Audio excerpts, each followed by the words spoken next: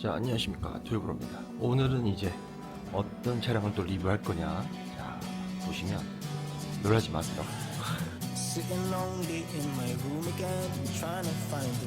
짜잔. 야. 자, K5 하이브리드 페이스리프트 버전입니다. My friends keep me out and it hurts every time with all the emotions I built up inside. Oh, why can't I? 페이스리프트 모델이죠. 풀체 엔진은 아니고 외관에서가 조금 바뀌었고 외관 램프들 형상이 좀 많이 바뀌었다. 그리고 여기 보시면 이제 실내 부분도 조금 바뀌었다라고 보시면 될 것 같은데, 아니 실내에 대해서는 만족도가 예전에 페이스리프트 전도 그랬고 뭐 요번에도 나쁘지 않습니다. 2.0 가솔린 모델을 탔었고, 지금 2.0 가솔린 모델 한 일주일 탔었고, 그리고 이제 바로 하이브리드 모델로 넘어왔어요. 하이브리드 모델로 넘어왔는데, 이제 이 녀석은 요새 여러분들이 가장 많이 접하시는 1.6 터보 하이브리드는 아니지 않습니까?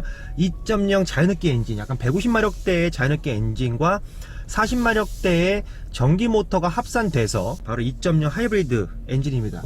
재밌는 게 바로 그거예요.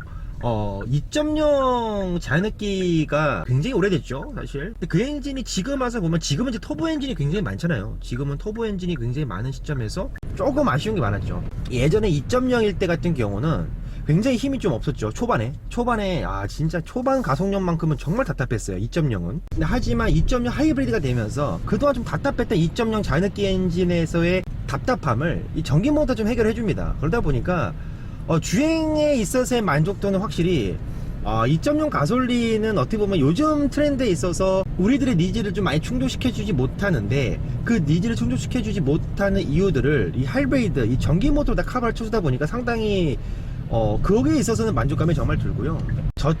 저나 아니면 저 선배님들처럼 2.0 자연흡기 엔진에 조금 익숙해져 있었던 분들이 이제 요즘에 차를 좀 바꾼다고 했을 때 이 2.0 하이브리드 같은 경우는 오히려 만족감이 좀 극대화될 수 있다고 보시면 될 것 같아요. 하이브리드 같은 경우는 시내에서의 좀 극강의 효율성을 많이 보여주지 않습니까? 이렇게 약간 좀 저속으로 주행을 할 때 이 전기 모터로 인해서 연비가 상당 부분 향상되는 게 굉장히 좋습니다. 하지만 처음에 2.0 하이브리드가 나왔을 때 같은 경우는 이 전기 모터의 개입보다도 요즘에 나오는 하이브리드 차량들의 전기 모터 개입이 굉장히 많습니다. 그러다 보니까 이런 오르막길 같은 경우에서 하이브리드가 오르막길에서 엔진과 모터 같이 개입하게 되면 이 녀석이 190마력대가 나옵니다. 그래서 전혀 그렇게 부족함이 없고요. 물론 그렇다고 1.5 터보 하이브리드와 비교를 했을 때에는 사실 1.5 터보 하이브리드보다는 출력이 부족하게 느껴지는 건 단번에 우리가 알아차릴 수가 있습니다. 1.5 터보 하이브리드가 적용되는 가장 작은 차체는 이제 준중형 SUV잖아요. 뭐 스포티지라든지 투싼이라든지. 근데 그 녀석보다 이 녀석의 무게가 훨씬 더 가볍기 때문에 굳이 1.6 터보 하이브리드가 아니라도 2.0 하이브리드도 충분한 그런 솔직히 자연흡기 엔진을 기반으로 하는 하이브리드라도 주행에 있어서는 크게 부족함이 없다고 보시면 될 것 같고요. 오늘은 좀 날씨가 안 좋아서 좀 차량을 세게 재밌게 주행을 하진 못하지만 이 녀석의 롤링에 대한 한계치는 조금 부족합니다. 시속 한 50, 60으로 달릴 때 이때 전기 모터의 개입은 정말 적극적입니다. 그러니까 이 녀석이 제가 고속 주행을 하더라도, 고속 주행을 했을 때 시속 90이나 100에서도 전기 모터로만의 주행도 상당 부분 존재하거든요. 가속이 좀 세서 피칭이 느껴질 경우는 거의 없다 보시면 돼요. 앞바퀴에서 부족함 없이 그래도 잘 끌고 나가주려는 그런 노력의 결과가 상당 부분 운전자의 만족감이 든다고 보시면 될 것 같고, 1.6 터보 하이브리드와 비교를 했을 때 이 엔진만 개입됐을 때, 엔진이 뭐 충전을 한다든지 악셀을 강하게 밟아서 엔진이 구동되면서 가속이 될 때는, 자 보세요.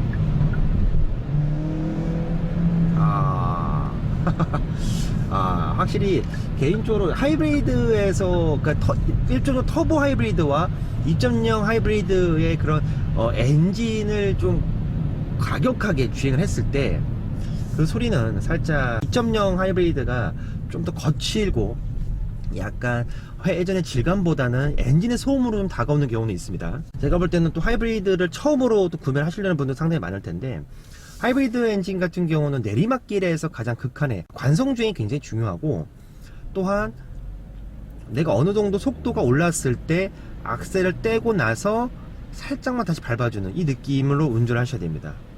그래야만 이 전기 모터의 개입을 많이 좀 개입을 시킬 수가 있다고 보시면 돼요. 자, 확실히 승차감 같은 경우는 약간의 하드함은 좀 있습니다. 굉장히 좀 승차감 세팅, 하차 세팅이 약간 스포티하게 됐다라고 보시면 될 것 같고, 그러니까 출렁이는 승차감이 거의 아니라고 보시면 될 것 같아요. K5 DNA 자체가 스포티함이 좀 많이 강조되어 있는 느낌에서 그런지 몰라도 하차 세팅도 아주 뭐 독일 차들처럼 하드한 그런 개념이 아니라 일상에서 국산차들 중에서는 좀 하드한 세팅이라고 보시면 될 것 같고, 개인 좀 무게 배분이 아주 엄청 훌륭하게 느껴지진 않습니다.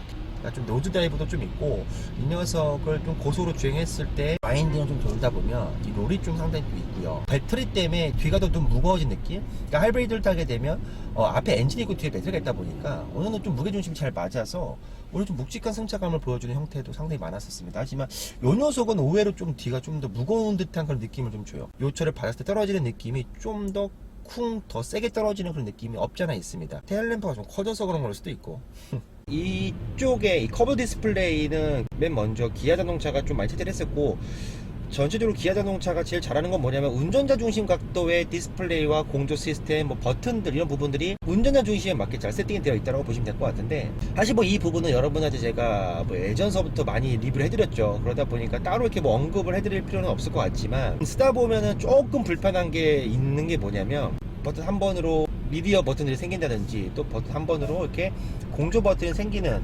이런 부분들은 상당히 인테리어를 굉장히 깔끔하게 구성할 수 있는 요소로 다가와서 굉장히 좋지만, 딱 한 가지가 뭐냐면 이 바람 세게 조절하는 버튼이 너무 간격이 너무 좁은 것 같아요. 바람을 줄이는 버튼 크기가 너무 작아요. 지금처럼 서행할 때는 크게 문제가 없지만 우리가 고속 주행을 하면서 조작할 일이 상당히 많지 않겠습니까? 이럴 때 좀 많이 이건 좀 불편합니다. 이 부분은 좀 버튼 크기를 개선한다든지 아무튼 구성을 좀 달리해서 전체적인 레이아웃 형태는 편하지만 세부적으로 조절할 때는 약간 좀 불편함이 있다. 스티어링 휠 같은 경우는 디자인은 소소합니다. 소소하고 가운데도 이제 가죽이 아니고, 이 녀석 풀옵션 차량인데도 전체적인 가죽 재질 느낌이 그렇게 막 훌륭한 편은 아니다. 그리고 너무 좀 투박스럽다 사실. K5의 스티어링 휠 디자인은 예전에 진짜 기아 로체에 있었던 핸들과 비교해도 디자인의 형태는 좀 아쉽네요. 예전에 그 디커 스티어링 휠을 했던 기억이 있는데, 올해 전 모델에서의 FL이 되기 전 스티어링 휠 디자인이 훨씬 더 이쁘지 않았나? 라는 그런 생각? 얘는 그리고 뭐 다이얼의 조작 버튼은 뭐 크게 문제가 되지 않습니다. 다이얼 키워놓고는 뭐 그냥 편안하지만, 컵홀더도 좋고, 특히 이쪽에 굉장히 좀 넓어진 더 느낌이에요. 약간 이 스마트폰 무선 충전하는 부분과 옆쪽에 적재 공간이 너무 좋아요. 근데 또 하나 딱 아쉬운 게 뭐냐면 열선, 통풍, 스티어링 휠 열선 기능 위치가 너무 좀 이쪽에 있다는 거예요. 그러니까 팔이 너무 이쪽으로 가야 된다는 거. 약간 주행을 하다가 우리가 보통 열선이나 그런 버튼들이 좀 앞쪽에 있으면 되게 편하거든요. 근데 이쪽 너무 뒤에 있습니다. 뒤에. 그래서 여기 이쪽 버튼들 구성들 보면은 뭐 K5라는 레터링까지 해서 좀 이쁘긴 한데, 요 부분이 조금 임시공학적이지 않은 느낌이고, 시트 같은 경우는 뭐 그냥 소소합니다. 사실 소소하고, 방석 길이가 저한테는, 제가 좀 키가 크다 보니까 방석 길이가 저한테 좀 짧은 느낌은 있어요. 그래서 시트에서는 그냥 좀 소소하다. 뭐 그 밖에 뭐 2열이라든지 뭐 트렁크는 뭐 K5만 돼도 상당히 넓습니다. 그래서 뭐 패밀리카로 사용하시기에도 그 부족함은 없고, 그래도 좀 간결해진 이 멀티미디어 그래픽과 커버 디스플레이의 만족도는 뭐 계속해서 지속적으로 더 만족감이 들고, 이 부분이 또 SUV보다 좀 더 좋은 게 뭐냐면, SUV들은 약간 좀 스티퍼시 높다 보니까 전반적으로 디스플레이들이 좀 아래로 내려온 형태로 보여집니다. 하지만 세단 같은 경우 K5는 스티퍼시 상당히 좀 낮게 세팅이 되어 있거든요. 이 높이가 딱 적당하게 느껴져요. 그래서 주행을 할 때 내가 뭐 내비게이션을 건다든지 하이브리드 시스템이 어떻게 작동되는지에 따라서 실시간으로 보여주는 현황판이 나오거든요. 현황 그래픽이 나오는데, 이걸 보기에도 너무 좋다는 거예요. 우드 트림의 컬러도 아주 너무 올드해 보지도 않고, 전반적으로 다 운전자를 좀 감싸 안아주고 있다라는 느낌을 주는 인테리어이기 때문에 전반적인 레이아웃은 괜찮아요. 그리고 외관 디자인을 말씀을 안 드릴 수가 없겠습니다. 사실 기아 K5가 1세대 맨 처음 나왔을 때 젊은 세대들한테 그만큼 아주 많은 칭찬을 받고 관심을 많이 받았었던 이유 중에 하나는 바로 스포티한 디자인 형태죠. K5의 측면부를 봤을 때만 보더라도 굉장히 루프라인이 시필러 라인 쪽 라인들이 굉장히 좀 스포티한 느낌이지 않겠습니까? 그 부분들이 뭐 1세대, 2세대, 3세대 세대를 거듭할수록 그 아이덴티티는 유지하면서 꾸준하게 젊은 세대들에게 많은 어필을 했었고 그 어필이 통하는 그런 모습들을 볼 수가 있었습니다. 하지만 이번 세대에서의 FL 전과 FL 후를 좀 보게 되면 사실 FL을 했을 때 전면부 같은 경우는 좀 괜찮은 것 같아요. 전면부는 뭔가 좀 더 전보다도 디테일이 좀 더 들어간 느낌이다. 그래서 전에 같은 경우는 그냥 일반 잘생긴 얼굴이었다고 하면은 지금은 약간 좀 번개 모양이 되면서 잘생긴 얼굴에 좀 메이크업을 하는 그런 느낌, 그 메이크업이 좀 잘 된 느낌이라고 보시면 될 것 같은데 휠 모양도 많이 멋져진 것 같아요. 아무래도 뒷모습인 것 같습니다. 뒷모습은 사실 아직도 적응이 안 돼요. 그러니까 FL 되기 전 같은 경우는 기아 자동차가 점선을 좀 많이 이제 점선 디자인을 굉장히 많이 채택을 했었고 최근에 이제 FL이 되면서 기아 카니발도 그렇고요. 뭐 최근에 좀 스파이샷으로 보이는 K4라는 차량, K3, K4라는 차량들도 봤을 때 이게 테일램프가 좀 아래로 꺾여 내려옵니다. 이게 근데 카니발 같이 대형급 차량들한테는 그 형태가 내려오는 테일램프가 크게 이질감은 없었는데 스포티한 세단의 형태의 아이덴티티를 가지고 있는 K5한테는 조금 아예 아래로 내려오는 게 좀 과하지 않나?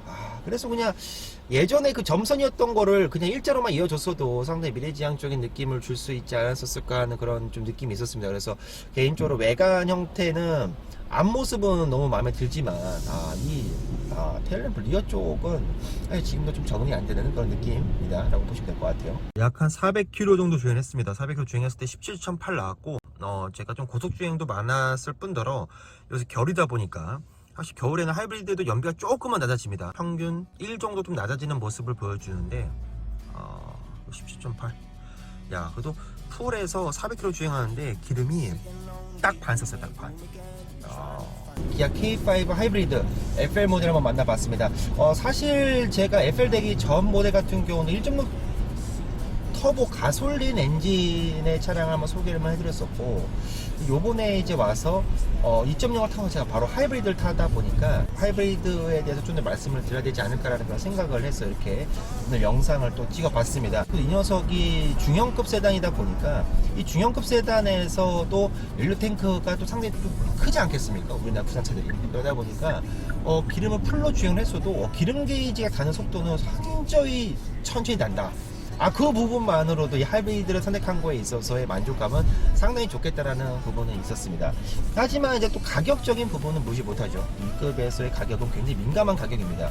사실 지금 제가 타고 있는 모델 K5 2.0 하이브리드 풀옵션 차량의 금액은 무려 4,300만원입니다. 4,300만원. 굉장히 비싸죠. 그 1.6 터보 가솔린 K5 풀옵션 같은 경우는 3,800만원, 약간 거의 500만, 4,500 정도 차이가 난다고 보시면 될 것 같은데, 여러분들한테 추천을 드릴 수 있는 건 뭐냐면, 만약에 난 젊고 좀 운전을, 다이나믹한 운전, 그러니까 내가 처음서부터 이 하이브리드를 채택을 하는 것도 나쁘지 않겠지만 요새 2.0 하이브리드만으로도 출력에 대한 아주 부족함까지 느끼기 힘듭니다. 물론 이제 약간의 좀 답답한 업장에 있어도 일상주행에서는 충분한 출력을 또 보여주기 때문에 내가 생각하고자 하는 자동차의 관념이 좀 더 경제성에 포커스가 맞춰져 있다, 효율성에 포커스가 맞춰져 있다 하시는 분들은 당연히 2.0 하이브리드가 맞겠지만, 만약에 남자로서 첫 차, 남자의 첫 차로 K5가 또 상징이었던 적도 상당히 있었고, 그 시절 때 생각해보면 지금도 K5 1.6 터보 가솔린 모델의 완성도는 상당히 좋습니다. 앞뒤 무게 배분 밸런스라든지 주행 감각 느낌은 개인적으로 하이브리드보다는 1.6 터보가 훨씬 더 스포티한 감성에 잘 어울리고 민첩한 움직임을 보였었던 기억이 있었기 때문에 내가 만약에 좀 운전을 즐기고 운전에 대한 드라이빙에 대한 라이프 스타일을 좀 더 재밌게 즐기고 싶다 하시는 분들은 저는 사실 오히려 하이브리드보다는 가솔린 1.6 터보 가솔린 모델을 좀 더 추천해 드릴 수가 있겠고, 나는 예전에 2.0 CVVL 엔진을 경험을 했었고, 그리고 지금도 이제 좀 더 연료 효율성을 많이 극대화하면서 그냥 일상에서 스무스하게 다니고 싶은데 세단을 타고 싶다 하시는 분들한테는 어떻게 보면 2.0 하이브리드의 만족감이 상당히 좋을 겁니다. 예전에 2.0 CVVL 자연흡기 가솔린 엔진 차에서의 그 단점들을 이 전기 배터리가 다 커버를 쳐주기 때문에 4,300으로 이 녀석을 뽑는다 라는 하시는 분들한테는 그 가격대라면 어떻게 보면은 스포티지 하이브리드를 좀 더 바라볼 수 있는 금액대가 다가오는데, 나는 차종 상관없이 어떻게 보면 나는 젊고 또 레저를 좀 즐기고 싶고 하지만 거기서 연료 효율성까지 좀 찾고 싶다 하시는 분들한테는 오히려 K5 하이브리드보다는 스포티지 하이브리드가 훨씬 더 만족감이 높지 않을까. 자, 지금까지 영상 재밌게 봐주셔서 감사드리고 전 다음 영상에서 또 찾아뵙도록 하겠습니다. 감사합니다. K5 그래도 이름 하나는 그래도 기가 막히게 멋있지 않냐?